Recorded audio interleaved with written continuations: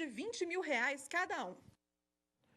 Um laboratório foi condenado a indenizar uma paciente em quase R$3 mil por uma falha no exame de sangue. O teste apontou que ela tinha uma doença sem cura.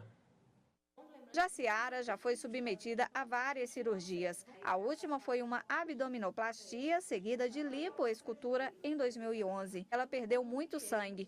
A partir daí, passou a investigar o que poderia ter provocado o problema durante a operação. Eu tive uma suspeita de uma doença de coagulação e o laboratório Pasteur teve uma diferença de erro muito grande em relação ao outro laboratório. Então, eu fui diagnosticada com a doença que, na verdade, eu não tenho. Por causa do resultado positivo que recebeu, Jaciara ficou afastada do trabalho por 5 meses e procurou a justiça pedindo condenação do laboratório por erro do diagnóstico.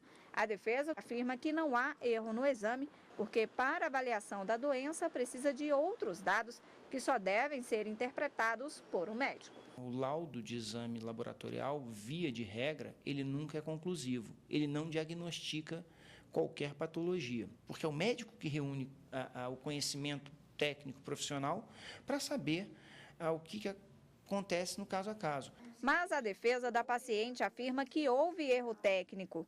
Isso teria causado grande abalo emocional a Jaciara, ferindo a sua dignidade.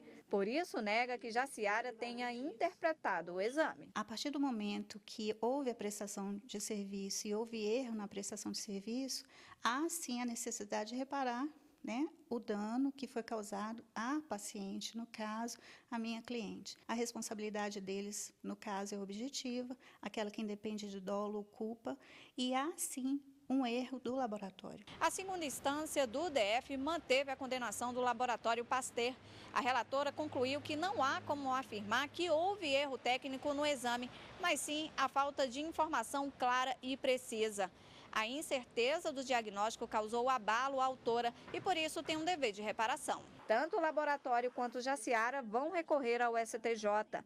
Este advogado explica que a decisão até agora foi acertada e acha improvável que ela seja reformada na Corte Superior. Não pode a empresa, por qualquer interesse, diminuir ou alterar ou não informar o que foi requerido. Ela não pode deixar de prestar esse serviço defeituosamente.